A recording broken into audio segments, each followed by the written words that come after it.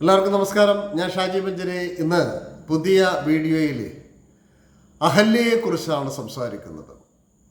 പലപ്പോഴും അഹല്യ എന്ന് കേൾക്കുമ്പോൾ വിശ്വാമിത്ര മഹർഷിയുടെ യാഗം സംരക്ഷിക്കുവാൻ പോകുന്ന സമയത്ത് രാമൻ്റെ പാദസ്പർശത്താൽ മോക്ഷം കിട്ടിയ അഹല്യ എന്നാണ് നമ്മൾ അറിയുന്നത്. എന്നാൽ അഹല്യ ആരായിരുന്നു? അഹല്യ എന്തൊക്കെ പ്രത്യേകതയുള്ള കഥാപാത്രമായിരുന്നു? അഹല്യയും ദേവേന്ദ്രനുമായിട്ട് ബന്ധപ്പെട്ട് കേൾക്കുന്ന കഥകളുടെ വിശ്വാസ്യത എന്ത്? ഇതിനെക്കുറിച്ചാണ് ഇന്ന് നമ്മൾ ചർച്ച ചെയ്യുന്നത്. അതായത് പഞ്ചാശ മഹാരാജാവിൻ്റെ പുത്രിയായിരുന്നു അഹല്യ. ഗൗതമ മഹർഷി അവളെ വിവാഹം കഴിച്ചു. അപ്പം ഗൗതമ മഹർഷി വിവാഹം കഴിച്ചു. അങ്ങനെ കഴിയുന്ന സമയത്താണ് ബാലിയും സുഗ്രീവൻ്റെയും ജനനകഥയെക്കുറിച്ച് ഞാൻ ബാലിയും സുഗ്രീവനും എന്നുള്ള വീഡിയോയിൽ പറഞ്ഞിട്ടുണ്ട്. അതെല്ലാവരും ഒന്നുകൂടെ കേൾക്കുന്നത് നല്ലതായിരിക്കും. അഹല്യയുടെ കഥയ്ക്ക് അത് വളരെ സഹായകരമായിരിക്കും. വാൽമീകി രാമായണത്തിലെ ആരണ്യകാണ്ഡത്തിലും വാൽമീകി രാമായണത്തിൽ അയോധ്യാകാണ്ഡത്തിലും എഴുത്തച്ഛൻ്റെ അധ്യാത്മരാമായണത്തിൽ ആരണ്യകാണ്ഡത്തിലുമാണ് അഹല്യയുടെ കഥ പറയുന്നത്. അതിൽ വാൽമീകി രാമായണത്തിലെ കഥയാണ് അല്പം വ്യത്യസ്തമായിട്ടുള്ളത് എന്നാണ് എൻ്റെ വായനയിൽ പുതുതായിട്ട് മനസ്സിലായത്. അഹല്യ യഥാർത്ഥത്തിൽ ദേവേന്ദ്രനുമായിട്ട് രമിക്കാൻ ഇടയായ സാഹചര്യം എന്താണ്? അതിനെക്കുറിച്ച് പലപ്പോഴും പലരും ചർച്ച ചെയ്യുന്നില്ല. എങ്ങനെയാണ് ദേവേന്ദ്രൻ അഹല്യയെ കണ്ടെത്തിയത്, അഹല്യയുടെ അരികിലേക്ക് വന്നത്? അത് ബാലിയും സുഗ്രീവൻ്റെയും കഥയുമായിട്ട്, ജനന കഥയുമായിട്ട് ബന്ധപ്പെട്ടാണ് നിൽക്കുന്നത്. അത് ബാലി സുഗ്രീവൻ എൻ്റെ കഥ പറഞ്ഞ കൂട്ടത്തിൽ ഞാൻ കൃത്യമായിട്ട് പറഞ്ഞിട്ടുണ്ട്. എന്നാലും ഒന്ന് സൂചിപ്പിക്കാം. അതായത് അരുണൻ ദേവേന്ദ്രൻ്റെ രാജധാനിയിൽ സ്ത്രീവേഷം കെട്ടിപ്പോയപ്പോൾ ദേവേന്ദ്രൻ ഈ അരുണനെ കാണുകയും അതിൽ നിന്ന് ഉണ്ടായ പുത്രൻ അതാണ് ബാലി. ബാലി ഉണ്ടായി കഴിഞ്ഞപ്പോഴത്തേക്ക് അരുണനോട് ദേവേന്ദ്രൻ തന്നെയാണ് പറഞ്ഞത്, അഹല്യയെ ഈ പുത്രനെ വളർത്താൻ ഏൽപ്പിക്കുക. അതൊരു മനുഷ്യപുത്രനായിട്ടാണ് ജനിച്ചതെന്നാണ് പറയുന്നത്. ബാലി ആദ്യം മനുഷ്യപുത്രനായിരുന്നു. ആ കഥ നിങ്ങൾ അതൊന്നുകൂടെ കേൾക്കുക. ഇനി രണ്ടാമത് അവിടെ നിന്ന് ഓടി സൂര്യനെ ഭൂമിയിലേക്ക് കൊണ്ടുവരാനായിട്ട് വരുമ്പോഴത്തേക്കാണ് സൂര്യൻ അരുണനോട് ചോദിച്ചു എവിടെയായിരുന്നു, ഇങ്ങനെ ദേവേന്ദ്രൻ്റെ കൊട്ടാരത്തിലായിരുന്നു എന്നൊക്കെ പറഞ്ഞ് അങ്ങനെ സൂര്യനിൽ നിന്ന് അരുണനുണ്ടായ പുത്രനാണ് സുഗ്രീവൻ.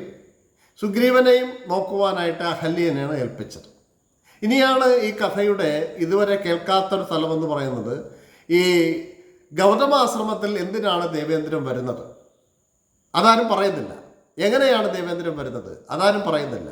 യഥാർത്ഥത്തിൽ തൻ്റെ പുത്രനായിട്ടുള്ള ബാലിയെ കാണുവാനാണ് ദേവേന്ദ്രൻ പല സന്ദർഭങ്ങളിലും ഈ ഗൗതമാശ്രമത്തിൽ വരുന്നത് എന്ന് ആദ്യം കാണാം. അതുകൊണ്ട് തന്നെ ഗൗതമ മഹർഷിക്ക് ആദ്യകാലങ്ങളിൽ ദേവേന്ദ്രൻ വരുന്നതിനോട് എതിർപ്പോ ദേവേന്ദ്രൻ്റെ രീതികളോട് സംശയമോ ഉണ്ടായിരുന്നില്ല. കാരണം ദേവേന്ദ്രൻ്റെ പുത്രനെ കാണുവാനാണല്ലോ വരുന്നത്. എന്നാൽ ഈ ദേവേന്ദ്രൻ്റെ വരവിൽ ചില പ്രത്യേകതകൾ ഉണ്ടായിരുന്നു എന്നുള്ളതാണ് സത്യം. ദേവേന്ദ്രൻ ആദ്യമൊക്കെ വരുമ്പോഴത്തേക്ക് ഉണ്ടായിരുന്ന മനോനിലയല്ല പിന്നീട് ഈ ഗൗതമാശ്രമത്തിൽ വരുമ്പോൾ അഹല്യയെ കാണുമ്പോൾ ഉണ്ടായിരുന്നത് എന്നുള്ളതാണ് പുരാണത്തിൽ പറയുന്നത്. അത് വാൽമീകി രാമായണത്തിൽ ചില സന്ദർഭങ്ങളിൽ അങ്ങനെ സൂചിപ്പിക്കുന്നുണ്ട്. അധ്യാത്മരാമായണത്തിൽ അതിൽ നിന്ന് വ്യത്യസ്തമായൊരു കാര്യം പറയുന്നത്, ഈ ദേവേന്ദ്രൻ വന്നിട്ട് ചതിയിൽ ഗൗതമ മഹർഷിയുടെ രൂപം ധരിച്ച് അഹല്യയുമായിട്ട് ബന്ധപ്പെട്ടു എന്നാണ്. എന്നാൽ വാൽമീകി രാമായണത്തിൽ പറയുന്നത് അങ്ങനെയല്ല. ദേവേന്ദ്രനാണ് വരുന്നതെന്നും ദേവേന്ദ്രൻ്റെ മനസ്സിലെ ഇംഗീതം അറിഞ്ഞിട്ടും സ്വയം അറിഞ്ഞിട്ടാണ് വാൽമീകി രാമായണത്തിൽ പറയുന്നു അഹല്യ ദേവേന്ദ്രന് വഴങ്ങിക്കൊടുക്കുന്നത് എന്നാണ്. ഇത് പലപ്പോഴും പറയുന്നില്ല എന്നുള്ളതൊരു സത്യമാണ്. മാത്രമല്ല ഇതിന് ശേഷം ദേവേന്ദ്രനോട് അഹല്യ പറയുന്നുണ്ട്, ഗൗതമ മഹർഷി വരുന്നതിന് മുമ്പ് അങ്ങ് ഇവിടുന്ന് പോകണം എന്ന് പറയുന്നു. പക്ഷേ ഗൗതമ മഹർഷി വരുമ്പോൾ തൻ്റെ രൂപത്തിൽ അതാ തന്നെ പോലൊരാൾ അവിടെ നിൽക്കുന്നു. പെട്ടെന്ന് തന്നെ അദ്ദേഹത്തിന് മനസ്സിലായി ഇത് ദേവേന്ദ്രനാണ് എന്ന് മനസ്സിലായി. അപ്പം അതുവരെ ഈ ദേവേന്ദ്രൻ്റെ മകനോട് പുത്രവാത്സല്യമായിരുന്നു. തൻ്റെ മക്കൾക്ക് സദാനന്ദൻ എന്നുള്ള മകൻ ഉൾപ്പെടെ ഗൗതമ മഹർഷിക്ക് മക്കളുണ്ടായിരുന്നു. അപ്പോൾ ആ പുത്രവാത്സല്യം ഉണ്ടായിരുന്ന ആ ദേവേന്ദ്രൻ്റെ പുത്രനായ ബാലിയോട് ഉണ്ടായിരുന്ന ആ മനോനില അവിടെ തൊട്ടാണ് മാറി തുടങ്ങുന്നത്. എന്നിട്ട് ശപിക്കുന്നത് യഥാർത്ഥത്തിൽ ദേവേന്ദ്രൻ്റെ വൃഷണം ഇല്ലാതാവട്ടെ എന്നാണ് ശപിക്കുന്നത്. അതോടൊപ്പം തന്നെ 1000 വർഷം അഹല്യ ശാപമോക്ഷം കിട്ടാതെ അലയട്ടെ എന്നും ത്രേതായുഗത്തിൽ ശ്രീരാമ പാദസ്പർശമേറ്റ് മോക്ഷം കിട്ടട്ടെ എന്നാണ് പറയുന്നത്. എന്നാൽ അധ്യാത്മരാമായണത്തിൽ, എഴുത്തച്ഛൻ്റെ അധ്യാത്മരാമായണത്തിൽ ഈ കഥയ്ക്ക് ചെറിയൊരു വ്യത്യാസമുണ്ട്.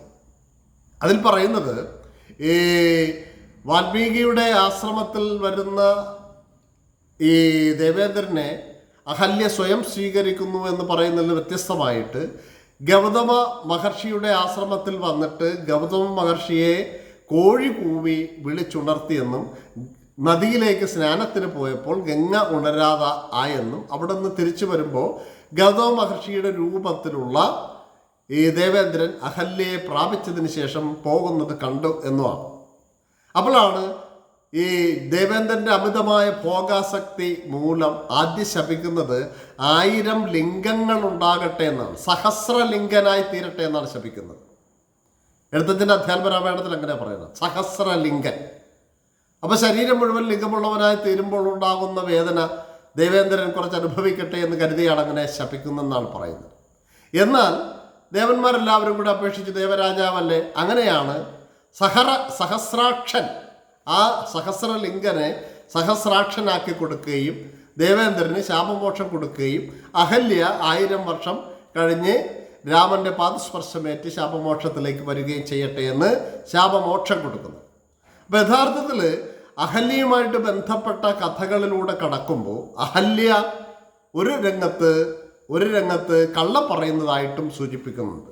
അതായത് ഈ അഹല്യ വരുമ്പോൾ കഥാസരിത്ത് സാഗരത്തിലാണ് അഹല്യ തൻ്റെ ഭർത്താവായ ഗൗതമ മഹർഷിയോട് കള്ളം പറയുന്നത് എന്ന് സൂചിപ്പിക്കുന്നുണ്ട്. കഥാസരിത്ത് സാഗരത്തിൽ ഗൗതമ മഹർഷി ഈ തൻ്റെ കൊട്ടാരത്ത്, തൻ്റെ പർണശാലയിൽ മറ്റാരോ ഉണ്ട് എന്ന് മനസ്സിലാക്കി ആരാണെന്ന് ചോദിക്കുമ്പോൾ ഈ അഹല്യ പറയുന്നത് മാർജാരഹ എന്നാണ് പറയുന്നത്, പൂച്ചയായിരുന്നു എന്നാണ്. എന്നാൽ അതിൽ ജാരഹ എന്നൊരു പ്രയോഗം ഒളിഞ്ഞു കിടക്കുന്നതായിട്ട് മനസ്സിലായി. എൻ്റെ ജാരൻ ആണ് എന്ന്. അതായത് അഹല്യ പറയുന്നത് മാർജാരൻ എന്നാണെന്നും എന്നാൽ മൽജാരനാണ് എന്നാണ് അതിനെ മറ്റൊരു തരത്തിൽ വ്യാഖ്യാനിക്കുകയും ജാരനെ തൻ്റെ പർണശാലയിൽ കൂട്ടിക്കൊണ്ടുവന്ന അല്ലെങ്കിൽ കുടിയിരുത്തിയ അഹല്യയെ ഗൗതമ മഹർഷി ശപിക്കുകയുമാണ്. അങ്ങനെ വ്യത്യസ്തമായ കഥകളാണ് അഹല്യയുമായിട്ട് നിലനിൽക്കുന്നത്. അപ്പോൾ അഹല്യയ്ക്ക് ശാപമോക്ഷം കിട്ടി. ആ ശാപമോക്ഷം കിട്ടുന്നത് വിശ്വാമിത്ര മഹർഷി ഈ കഥ രാമനും ലക്ഷ്മണനും പറഞ്ഞു കൊടുക്കുകയും അഹല്യയുടെ കഥ കേട്ടിട്ട് മുന്നോട്ട് പോകുമ്പോൾ ശ്രീരാമൻ്റെ പാദം അഹല്യ പാറയായി കിടക്കുന്ന പാറയിൽ ചവിട്ടി. ആ സന്ദർഭത്തിൽ ശ്രീരാമൻ്റെ മുമ്പിൽ തന്നെ അഹല്യ ശാപമോക്ഷം കിട്ടി അഹല്യയായിട്ട് മാറിയെന്നും പിന്നീട് ഗൗതമ മഹർഷി സദാനന്ദനും കൂടി അഹല്യയെ സ്വീകരിക്കുകയും വർഷങ്ങളോളം, ആയിരക്കണക്കിന് വർഷങ്ങളോളം അഹല്യ ഗൗതമ മഹർഷിയോടുകൂടി ജീവിച്ചു എന്നുമാണ് അഹല്യയുടെ കഥ. യഥാർത്ഥത്തിൽ നമ്മൾ കേട്ടിട്ടുള്ള കഥകൾ, ചില കഥകൾക്ക് കൂടുതൽ വായനയും കൂടുതൽ വ്യാഖ്യാനങ്ങളും പഠിക്കേണ്ടിയിരിക്കുന്നു എന്നുള്ളതാണ് ഈ രാമായണ കഥാമൃതവുമായിട്ട് ബന്ധപ്പെട്ട അനുഭവത്തിൽ നിന്ന് ഞാൻ വായിക്കുന്ന പല കഥകളും നമ്മൾ കാണാത്ത കുറേയധികം കഥകൾ ഇതിൻ്റെ ഇടയിൽ ഒളിഞ്ഞു കിടപ്പുണ്ട്. പുരാണം എന്ന് പറയുന്നത് പൗരാണികത്വം മാത്രമല്ല, പുരാണ കഥകൾ മാത്രമല്ല, വരികൾക്കിടയിലും വായിക്കാത്ത വരികളും കേൾക്കാത്ത കഥകളും കൂടി കേൾക്കുന്നത് കൂടിയാകുമ്പോഴാണത് പൂർത്തീകരിക്കപ്പെടുന്നത്. അപ്പോൾ കഥകൾ മാത്രമല്ല, കഥയുടെ ഇടയിൽ മനുഷ്യജീവിതത്തിൻ്റെയും ദേവന്മാരുടെ ജീവിതത്തിൻ്റെയും മഹർഷിമാരുടെ ജീവിതത്തിൻ്റെയും ചില നല്ലതും എന്നാൽ മോശമായ വശങ്ങളും ഒക്കെയുണ്ട് എന്നുള്ളത് കൂടി നമുക്ക് ഈ രാമായണ കഥാമൃതത്തിലൂടെ കടന്നു പോകുമ്പോൾ എനിക്ക് മനസ്സിലായിട്ടുണ്ട്. കൂടുതൽ വായനകൾക്കും കൂടുതൽ ചർച്ചകൾക്കും വിമർശനങ്ങൾക്കും വിധേയനാണ് എന്ന് മാത്രം സൂചിപ്പിച്ചുകൊണ്ട് നമുക്ക് വീണ്ടും കാണാം. അഹല്യയുടെ പുതിയ കഥകൾ, അറിയാത്ത കഥകൾ കൂടുതൽ അറിവിലേക്ക് നയിക്കുന്നതാകട്ടെ എന്ന് പറഞ്ഞുകൊണ്ട് ഞാൻ നിർത്തുന്നു. നന്ദി, നമസ്കാരം.